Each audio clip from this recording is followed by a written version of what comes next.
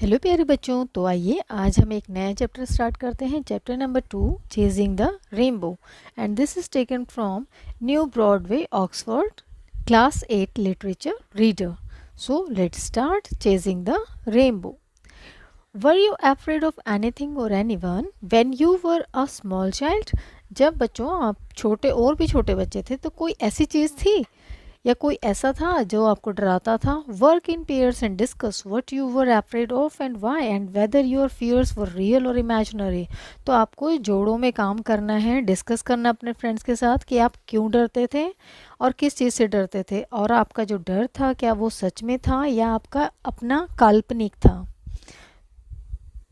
It was a Gunupur, ये गुनुपुर की बात है। A sleepy little town in Koraput, Koraput में एक बहुत ही छोटा सोया हुआ कस्बा, सोया हुआ मतलब बहुत शांत। That I had gained my first acquaintance with any river. Acquaintance होता है फैमिलियर, किसी चीज़ से परिचित होना, जान पहचान होना। तो ये क्या कहते हैं यहाँ पर कि कोरापुट में, गुनुपुर में, तो मेरा ये पहला मुझे इसका फ़ायदा मिला कि मैं फैमिलियर हुआ, किसी नदी के पास गया। इट वॉज द वंशाधारा, तो ये इस नदी का क्या नाम था? Vansadhara. It remained shallow and as transparent as glass almost all through the season that I was there. और जितने भी समय मैं वहाँ रहा, जिस सीज़न में मैं रहा, तो वो जो नदी का पानी था वो इतना पारदर्शी था, इतना ट्रांसपेरेंट था, बिल्कुल जैसे कांच होती है जिसमें से आर पार दिखाई देता है। और ये नदी बहुत शैलो थी, मतलब इसमें कम पानी था। Numerous tiny fish swam with or against its placid current and play hide and seek amidst the pebbles on its bottom। तो बच्चों न्यूमरस टाइनी मतलब, न्यूमरस मतलब बहुत संख्या में, टाइनी मतलब बहुत छोटी, फिश जो थी वो तैर रही थी विथ और अगेंस्ट, धारा के साथ और धारा के विपरीत। प्लेसिड करंट, प्लेसिड होता है काम, अनडिस्टर्ब, एकदम धीरे धीरे से नदी बह रही है, जो उसका करंट है बहुत ही काम है, एकदम शांत है। And played hide and seek, और वो मछलियाँ जो हैं वो हाइड एंड सीक खेल रही, छुपन छुपाई खेल रही हैं। Amidst the pebbles at its bottom, और जो नदी के बॉटम में जो पेबल्स हैं, कंकड़ हैं, पत्थर हैं, उनके बीच में से इधर उधर निकलती हुई हाइड एंड सीक खेल रही हैं। यहाँ तक क्लियर है? Gazing at them for hours on end sitting on the sandy river bank was a great help to me। तो उनको देखते देखते कई कई घंटे में वहाँ पर बैठा रहता था। रेतीली जो उसका नदी का किनारा था, was a great help to me, और ये मुझे बहुत लाभदायक रहा, मुझे बहुत मदद मिली। आई कुड, किस चीज़ में मदद मिली? I could wash away my anguish and disgust over life. तो उससे क्या हुआ, मैं जब वो उनको निहारता था टाइनी फिशेस को, और ऐसे वातावरण में मुझे अपने गुस्से को, एंग्विश मीन्स गुस्सा, डिसगस्ट गुस्सा, ओवर लाइफ जो जीवन के प्रति मेरा गुस्सा था वो यहाँ पर धुल गया, यानी चला गया। The anguish and disgust were caused by my guardians, और जो ये गुस्सा था ये मेरे गार्जियंस के द्वारा दिया गया था। They insisted on my taking as irrational an occupation as learning how to read and write. Irrational होता है बच्चों नॉट बेस्ड ऑन रीज़न। तो ये जो मेरे गार्जियन हैं ये मेरे ऊपर दबाव डालते हैं कि रीड एंड राइट कैसे करना है, लिखना और पढ़ना सीखो। I had already lived 5 years long years without facing the slightest challenge to my existence on account of my innocence of reading and writing। मैंने अपने जीवन के 5 साल बिता दिए हैं बिना किसी ऐसे किसी चैलेंज को, कोई भी छोटा सा भी चैलेंज नहीं आया जो मेरे अस्तित्व पर खतरा बने, और मेरी जो इनोसेंस है रीडिंग एंड राइटिंग की उसके अकाउंट पर भी। What was their relevance then, फिर उनका क्या प्रासंगिकता हुई। Would the sweet meats taste sweeter if I could read, क्या जब मैं अगर पढ़ना सीख गया तो जो क्या मिठाइयाँ हैं वो और मीठी हो जाएंगी। वुड द रेनबो और द हिल्स और the river look more charming if I could write, और क्या अगर मैं लिखना सीख गया तो क्या जो रेनबो है, इंद्रधनुष है, या जो पहाड़ियाँ हैं, जो नदी है, वो क्या और लुभावनी लगने लग जाएंगी? जो जैसा है वैसा तो रहेगा, मतलब मेरे लिखने पढ़ने से उस पर क्या फ़र्क पड़ेगा। I had gained a delightful acquaintance a few days earlier, he was Appu. तो मुझे एक और डिलाइटफुल, हर्षपूर्ण यहाँ पर एक्विंटेंस मेरा सामना हुआ, मेरा परिचित हुआ कुछ दिन पहले एक तो उसका क्या नाम था, ही वॉज अप्पू, वो अप्पू से मैं मिला. So this is the picture. This boy is sitting on the river bank and he's watching the tiny fishes swim in the river. We talked on several vital issues such as how a little imp residing in an old abandoned well behind Appu's hut popped up from time to time at night with the sole purpose of making faces at Appu, or how a shooting star which had fallen on the hilltop was still smouldering when Appu's father went up and lighted a beedi from the last flame coming from it. And so on and so forth, in the course of which I asked him, Have you learned the alphabet? तो ये काफ़ी लंबा sentence है, तो बच्चों इसको समझते हैं हम. तो जब वो अप्पू मिला उससे, तो उन दोनों ने बहुत सारे इश्यूज़ पे बात की, वाइटल इश्यूज़ पे, बड़े बड़े इश्यूज़ पे बात की, जैसे such as how a little imp होता है a small creature like a little man that has magic powers and behaves badly. छोटा सा भूत. रिजाइडिंग इन एन ओल्ड, कहाँ रहता था वो, एक पुराने एबेंडन वेल, छोड़ा हुआ कुआं, यानी कि एकदम जिसको कोई यूज़ नहीं करता है, बिल्कुल एकदम टूटा फूटा सा एक कुआं है जो कि अप्पू की हट के पीछे है. तो उसमें से वो जो ये इम्प है, ये क्या करता है, कभी कभी पॉप्ड आउट बाहर निकलता है, कभी कभी रात के टाइम, और उसका निकलने का पर्पस क्या होता है, वो अप्पू की तरफ देखकर फेसेस बनाता है, उसे चिढ़ाता है. और हाउ अ शूटिंग स्टार, ये इस टॉपिक पे बात करते हैं कभी कभी वो इम्प पे, और कभी कभी क्या बात करते हैं कि हाउ, कि कैसे shooting star which had fallen on the hill top, जो हिल टॉप पर एक टूटा हुआ तारा गिरा है, वो अभी तक smouldering means burning slowly without a flame, वो किसी भी फ्लेम के बिना अभी तक वो जल रहा है. व्हेन अप्पूज फादर वेंट अप, और अप्पू के जो फादर हैं वो उस पर गए पहाड़ी पर, and lighted a bidi from the last flame coming from it, और इसमें से जो आखिरी में जो आग जल रही थी उससे उन्होंने बीड़ी को सुलगाया. And so on so forth, और इतने पर और भी आगे. In the course of which I asked, और फिर मैंने उससे पूछा, have you learn the alphabets, क्या तुमने अल्फ़ाबेट्स याद किए हैं. Which son of a father in this white world we dare to make me do that sort of thing, he challenged his arms akimbo. akimbo क्या होता है, with the hands on the हिप्स and elbows bent outward, जैसे आप अपने हिप्स पर ऐसे हाथ रख लेते हैं और अकड़ कर खड़े हो जाते हैं चौड़ी छाती करके, तो फिर वो ऐसे इस पोजीशन में खड़ा होकर क्या बोलते हैं, which son of a father, किस बेटे के फादर में इतना दम है जो इस दुनिया में कोई ऐसा हो जो मुझे ये काम करवा सके. वो चैलेंज करता है, कौन सा काम, अल्फ़ाबेट्स को लर्न करने का. The next moment he shouted, तो अगले ही क्षण उसने चिल्लाना शुरू किया, रन अवे बॉय, जल्दी भागो, escape with your dear life, अपनी लाइफ को बचाओ. And sprinted off like a shooting star, और दौड़ो जैसे कि एक शूटिंग स्टार, कोई तारा गिरता है, इतनी तेज भागो. अब जैसे ही उसने कहा दौड़ो भागो, तो मैं बहुत हैरान हुआ, surprised. I looked in every direction, मैंने सभी दिशाओं में देखा. There was no sign of any wolf or tiger or demon or ghoul anywhere around. Ghoul होता है एन इविल स्पिरिट, एक बुरी आत्मा. तो वो क्या कहता है कि मैंने चारों तरफ देखा लेकिन मुझे कुछ भी इशारा नहीं मिला, कोई भी ऐसा साइन नहीं मिला कि या तो कोई वहाँ पे कोई भेड़िया हो, या कोई टाइगर हो, या कोई दानव हो, या कोई इविल स्पिरिट हो. कहीं भी आसपास ऐसा कुछ भी नहीं था जिससे डर के हमें भागना चाहिए था. द ओनली लिविंग सोल, सिर्फ जीवित आत्माएं थी, कौन सी, बर्ड्स थे, पक्षी थे वहाँ पे, एनिमल्स अपार्ट. इन सब के अलावा was a tall fair and heavily moustached man, तो एक बहुत भारी मूँछों वाला लंबा फेयर एक आदमी था. Holding something like a sword, he walk through the bushy meadow beyond the sand. अब वो सैंड के पीछे से मिडोज़ में जो झाड़ियाँ थी उससे चलता हुआ आ रहा था, और उसके हाथ में क्या थी, एक तलवार थी. He took no notice of me, उसने मुझे नहीं देखा. And entered a solitary one room house with a tin roof surrounded by shrubs, और एक सिंगल टिन का रूफ का एक कमरा है अकेला, जिसके अंदर वो चला गया और जो कि झाड़ियों से घिरा हुआ है, श्रब से।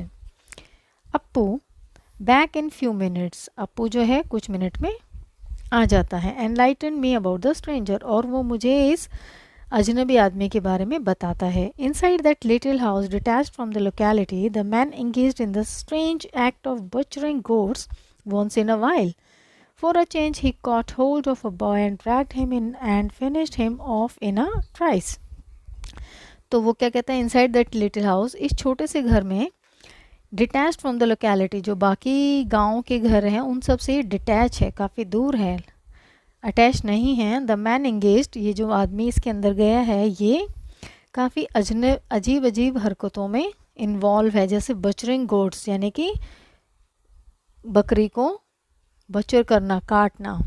Once in a while for a change, लेकिन कुछ चेंज के लिए ये क्या करता है, कुछ छोटे बच्चों को पकड़ लेता है, उन्हें ले जाता है और उन्हें एक ही क्षण में मार देता है। अप्पू स्टीयर्ड, अब वो अप्पू उसे बड़े ध्यान से घूर रहा है।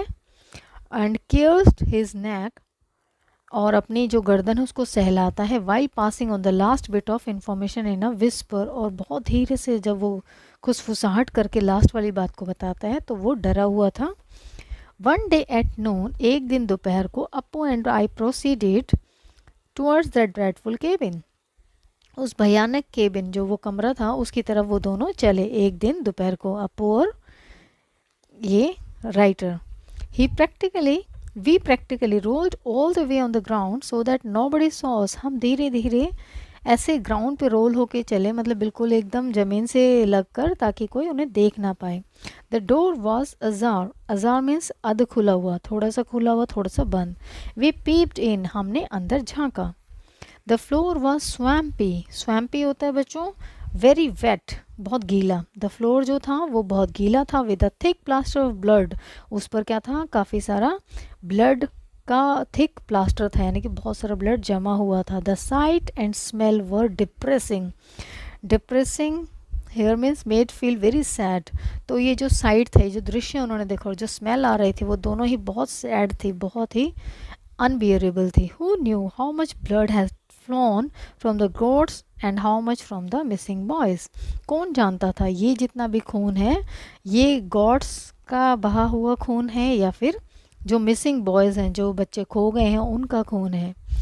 I made a beeline for, made a beeline for means went straight towards, एकदम सीधा उसके पास चला जाता है। I made a beeline for the river bank and rolled on the ground to my heart's content. अब जो वो उसने सुन लिया, वो एकदम डर गए सीन देखकर भी, जो भी देखा उसने, जो भी सुना, वो इतना डर गया, वो सीधा रिवर बैंक, उस नदी के किनारे गया और वहाँ पर लेट गया। Then I walked over the mohul tree in the hope of a ripe flower, फिर मैं मोहुल ट्री के ऊपर चढ़ गया, किस आशा में कि मुझे एक पका हुआ फ्लावर मिल जाएगा। द सन वॉज सेटिंग, अभी जो सूरज वो ढल रहा था। Outline on the opposite horizon was a cluster of hills, और अपोजिट यानी कि हॉरिजन, हॉरिजन होता है क्षितिज, क्षितिज मीन्स जहाँ पर सूरज, और ऐसा लगता है मान लो सूरज जब ढलता है तो ऐसा लगता है जैसे पृथ्वी और आकाश जो है मिल रहे हैं, that is called horizon. Horizon was a cluster of hills, cluster means झुंड। Outline on the opposite horizon was a cluster of hills. Over it flashed a rainbow. और इसके ऊपर क्या, हिल्स के ऊपर क्या, वहाँ पर हिल्स के जो क्लस्टर था उसके पीछे क्या चमक रहा था, flash, flash means glow, glare. तो इसके पीछे क्या था, rainbow, Indradhanush. A year ago another rainbow spanning, spanning means expanding, एक साल पहले जो रेनबो है वो भी एक्सपैंड हो रहा था। The eastern horizon in my own village had tempted me to try to catch its end hidden behind a row of trees, though it had eluded me rather dangerously. तो वो क्या कहता है कि एक साल पहले भी मैंने ऐसा ही रेनबो एक एक्सपैंड हो रहा था ईस्टर्न हॉरिजॉन में, मेरे अपने गांव में, जिसने मुझे लुभाया काफ़ी, और मैं उसको पकड़ने के लिए उसके पीछे भागा, यानी कि जहाँ तक वो एंड हो रहा है, behind a row of trees, जहाँ पेड़ों के पीछे एक लाइन थी। Though it had eluded, eluded means avoided और escaped capture, avoided me rather dangerously, तो ये काफ़ी खतरनाक था उसके पीछे भागना और पकड़ना. But who knew if the rainbows in this region were not more understanding, लेकिन कौन जानता था कि इस क्षेत्र में जो रेनबोज हैं, इंद्रधनुष हैं, उस वर नॉट मोर अंडरस्टैंडिंग, इनको कोई समझ नहीं सकता ये किस तरह के इंद्रधनुष हैं. So this is the picture in which the writer is watching the rainbow. Once again, the temptation to chase the rainbow was about to sweep me towards the hills when I was surprised by a voice like a demon's in an opera. तो एक बार फिर से मुझे उस इंद्रधनुष ने लुभाया कि मैं उसे चेज करूं, उसके पीछे पीछे भागूं रेनबो के. was about to sweep me towards the hills, और हिल्स के तक जाने के लिए मुझे मजबूर किया. when I was surprised by a voice, और जब मैं ये कर रहा था तो मुझे एक आवाज़ आई जिसने मुझे बहुत ही हैरान कर दिया. Like a diamonds in an opera, तो कैसी आवाज़ थी, जैसे कि दैत्य हो, दानव हो, उसकी आवाज़ है एन ओपेरा में.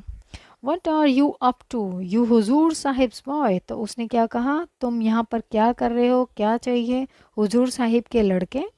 आई स्टूड ब्लिंकिंग, मैं वहाँ पर जैसे पलक झपकते हैं, ब्लिंकिंग ऐसे खड़ा था. The fellow took my right arm in his grip even before I had recognized him. इससे पहले कि मैं इनको पहचान पाता कि ये कौन है, उन्होंने मेरा सीधा हाथ की कलाई पकड़ ली, अपना ग्रिप बना लिया मेरे हाथ पे और मुझे ले जाना शुरू किया. Don't you realise it's already evening time for the bears to descend, क्या तुम्हें नहीं पता कि अभी शाम हो चुकी है और ये समय हो गया है बियर्स का, यानी भालुओं का, डिसेंड यानी कि नीचे आने का पहाड़ियों से. Don't you know their fondness of the mohul, क्या तुम नहीं जानते हो कि वो मोहुल का कितना पसंद करते हैं.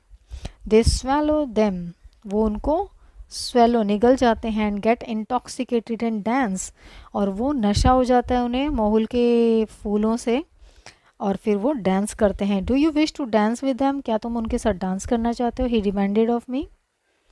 कम विद मी, मेरे साथ आओ. He added after a flitting moments of thought, तो कुछ क्षण भंगुर, फ्लिटिंग मीन्स क्षण भंगुर मोमेंट्स के सोचने के बाद उसको साथ में चल पड़ा. I had seen him 2 or 3 times from a distance and hoped that he would remain a threat only in principle.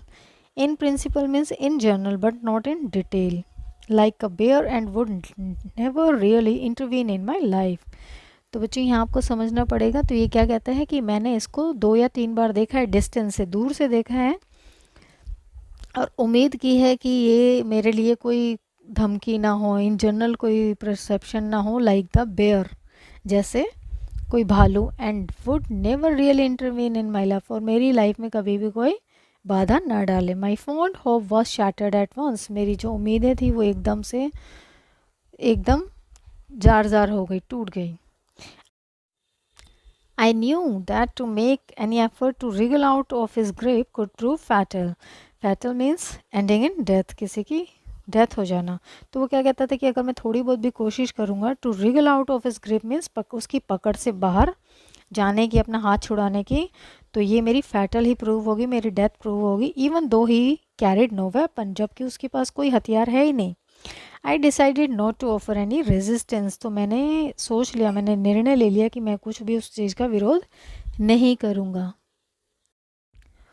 Once we had cross the sand and were on the grassy meadows, एक बार जब हमने वो sand को cross कर लिया और फिर जब हम घास वाली मीडोज में आ गए, he caught hold of both my arms, और उसने मेरे दोनों हाथों को पकड़ लिया. And swung me up on to his neck, और मुझे अपने नेक पर एकदम झुला लिया, यानी कि मेरे अपनी नेक पर मुझे बिठा लिया. And made me as comfortable as possible, और जितना मुझे कंफर्टेबल वो करा सकता था उतना उसने कराया. My legs astride his shoulders, astride means बच्चों with 1 leg on each side, यानी कि अपने कंधों पे उसने अपने शोल्डर्स पे एक लेग एक साइड, एक लेग एक साइड मेरे डाल दी. And continued walking leisurely, leisurely means आराम से, और लगातार धीरे धीरे चलता रहा. हिज टेंडरनेस, कोमलता, टेंडरनेस मीन्स कोमलता. हिज टेंडरनेस आई सस्पेक्टेड, मैंने शक किया, was a kind of penance in advance for the murder he plan to perform. तो कैसा होता है कि जो उसकी कोमलता थी जो मैंने शक किया कि ये काफ़ी क्रूर है, तो वो जो उसकी कोमलता थी, बहुत प्यार से पोलाइटनेस दिखा रहा था, तो that is the penance. Penance होता है an act that you do when you are sorry for something और when you have done wrong. जब आप कुछ गलत करते हो तो उसको सॉरी होना, यानी कि पहले से गिल्टी उसे पता होती है, in advance for the murder he plan to perform. तो ये बच्चा क्या सोच रहा है कि ये आदमी मेरा मर्डर करने वाला है, ये प्लान कर रहा है कि कुछ एडवांस में मुझे मर्डर करने के लिए लेके जा रहा है, तो उससे पहले ये मुझे बहुत अच्छा बन के दिखा रहा है। Should I try an ear splitting howl. Howl होता है चीख, और ईयर स्प्लिटिंग मीन्स कान को फोड़ देने वाला, चीर देने वाला। तो वो क्या कहता है कि मैं इतना तेज चीखूं कि जिससे इसका कान फट जाए।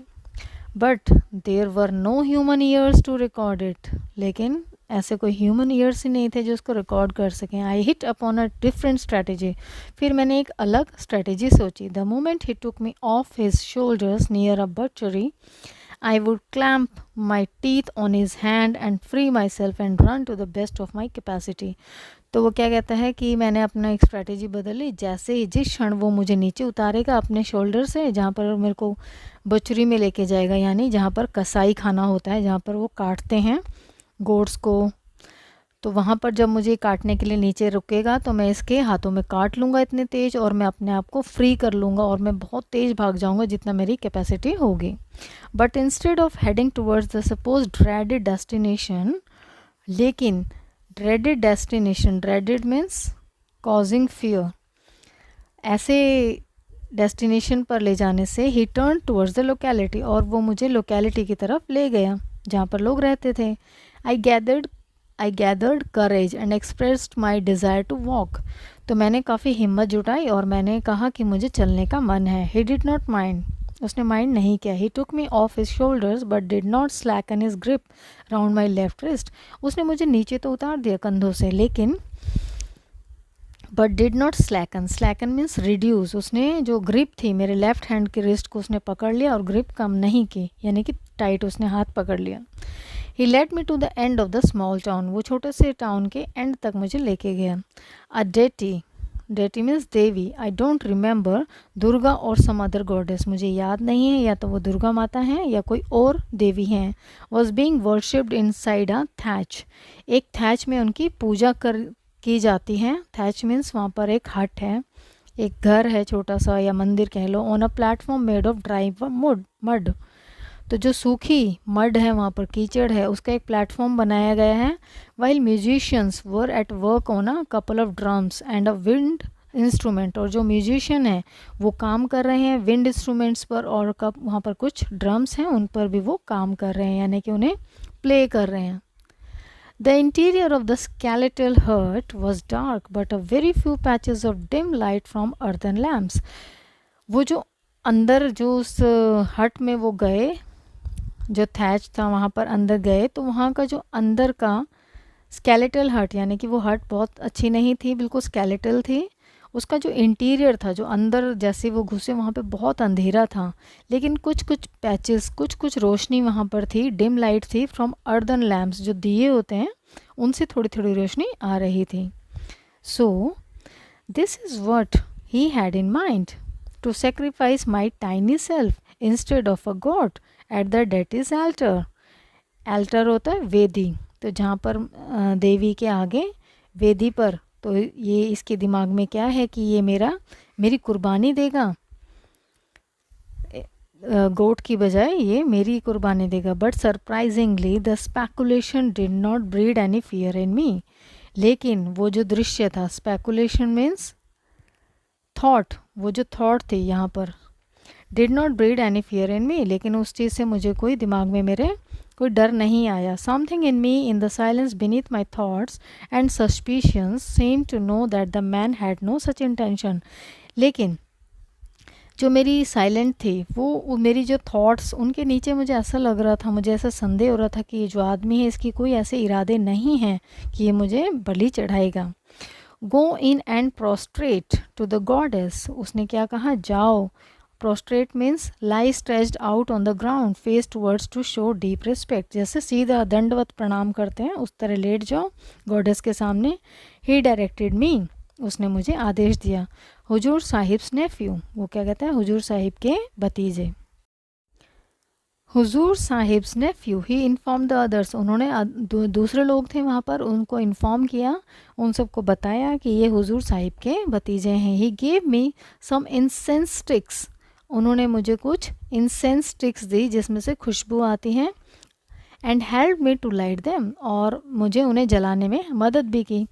अ priest guided me to plant the sticks on a brazier before the deity and I believe chanted some prayer for my welfare, और जो पुजारी था उन्होंने बोला कि इन स्टिक्स को यहाँ पर आप लगा दीजिए देवी के सामने, और मुझे विश्वास हुआ, मैंने ऐसा माना कि मुझे कुछ श्लोक अपने लिए प्रार्थना करनी चाहिए मेरे अपने भले के लिए। The fragrance made me extremely happy, और जो उसकी खुशबू आई उससे मुझे बहुत बहुत खुशी हुई।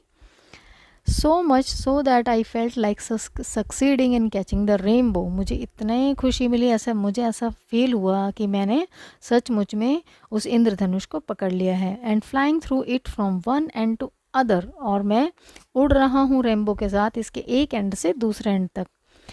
And landing in a world of still resplendent rainbows, resplendent means चमकीला, तो मैं एक ऐसी जगह लैंड हो रहा हूँ उड़ के वर्ल्ड में जहाँ पर अभी भी चमकीले रेनबो हैं। I was in daze when the butcher lifted me and holding me against his waist carried me to our bungalow, put me down on the veranda and quietly went away. I was in daze, daze means अचंभे में डाल देना, यानी कि मैं बहुत अचंभे में आ गया जब उस बचर ने मुझे उठाया, holding me against his waist, और मुझे होल्ड किया। कैरिड मी टू बंगला, मुझे अब मेरे बंगले में ले आया। Put me down on the वरांडा, मुझे वरांडा में बिठाया, और क्वाइटली वेंट अवे, और चुपचाप वहाँ से चला गया। I had resolve to smile at him when we met next, मैंने ये मान लिया कि अब हम अगली बार जब मिलेंगे तो मैं उसको स्माइल दूंगा। But I never saw him again, लेकिन मैंने उन्हें दोबारा कभी नहीं देखा। Uncle's peon informed me that he was a Muslim, uncle के पियोन ने मुझे बताया कि वो एक मुस्लिम है। My heart would be filled with the kind of reverence that was due to a teacher whenever I remembered him, तो जब भी मैं उन्हें याद करता हूँ तो मेरे दिल में उनके लिए एक रिस्पेक्ट आ जाती है, ठीक है, जब भी मैं उन्हें याद करता हूँ। रिवरेंस यहाँ पर है बच्चों, reverence means feeling of great respect. He had taught me through his example, अब इस उदाहरण से उन्होंने मुझे समझाया that I was not to जज a person from his vocation, hereditary faith और अपीयरेंस, तो उनसे मैंने ये सबक सीखा कि हमें किसी के, एक पर्सन की vocation, a type of work, vocation means कोई काम, किसी पर्सन के काम से उसे हमें जज नहीं करना चाहिए। Hereditary faith means the religious belief of a family one is born to, किसी धर्म में कोई पैदा हुआ है तो उसी का वही बिलीफ बन जाता है, उससे भी हमें किसी को जज नहीं करना चाहिए। और अपीयरेंस या उसकी बाहर की जो वेशभूषा है या उसकी अपीयरेंस है, उससे भी हमें किसी आदमी को हमें जज नहीं करना चाहिए, ये सबक उसने सीखा। So this was the story written by Manoj Das, this was the chasing the rainbow. I hope बच्चों you understand the story. Thank you for watching.